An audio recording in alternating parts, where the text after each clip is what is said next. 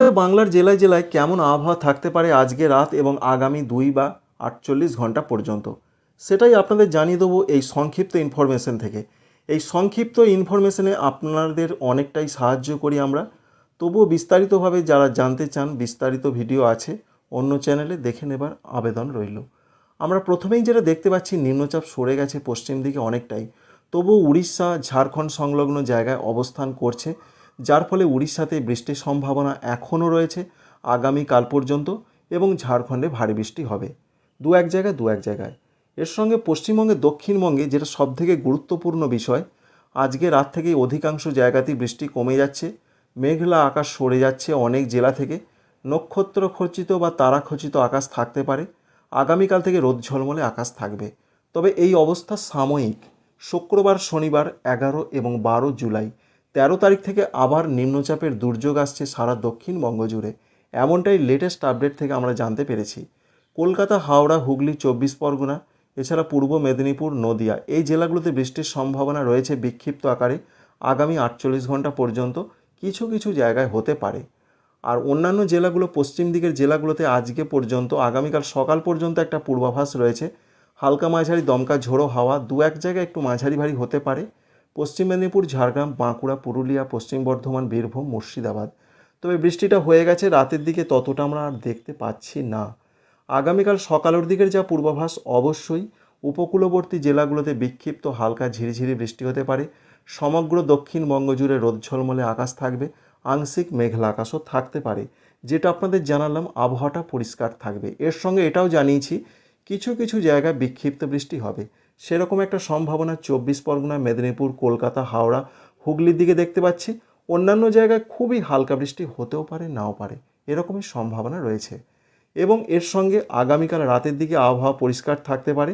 সঙ্গে উপকূলবর্তী জায়গা দীঘা, মন্দারমণি, সুন্দরবনে 12 তারিখের দিকে আবারও আকাশটা পরিষ্কারই থাকবে, বিক্ষিপ্ত বৃষ্টি হবে, বিরাট দুর্যোগ বৃষ্টির থাকছে না। সারা দক্ষিণবঙ্গ জুড়ে এরকমই পূর্বাভাস রয়েছে, বিক্ষিপ্ত বিক্ষিপ্ত বৃষ্টি হবে। আর যে নিম্নচাপ দিনে পরিত্রাণ পেতে চলেছি, সেই নিম্নচাপটা আস্তে আস্তে আরও পশ্চিম দিকে সরে যাচ্ছে। নিম্নচাপ এইভাবে সরে আস্তে আস্তে গুজরাট এবং কিছুটা পূর্ব রাজস্থানের দিকে যাবে, যার ফলে 11, 12, 13 তারিখে সেদিকে প্রবল বৃষ্টিপাত হতে পারে। সুতরাং নিম্নচাপটা পশ্চিমে আরও সরে যাবে। 13 তারিখ থেকে দক্ষিণবঙ্গের জেলাগুলোতে আবারও বৃষ্টির পূর্বাভাস।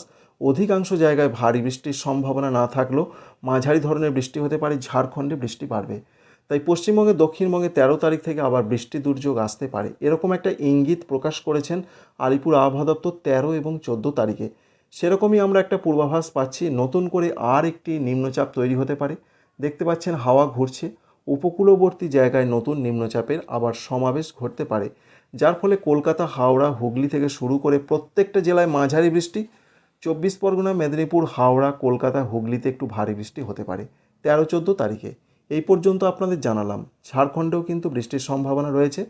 অন্যদিকে উত্তরবঙ্গের জেলাগুলোতে সেরকম কোনো বৃষ্টির পূর্বাভাস আজকে রাতের দিকে রয়েছে কিনা দেখার চেষ্টা করব। তবে বিরাট বৃষ্টি হবে না, বিক্ষিপ্ত বিক্ষিপ্ত বৃষ্টি হবে, হালকা মাঝারি।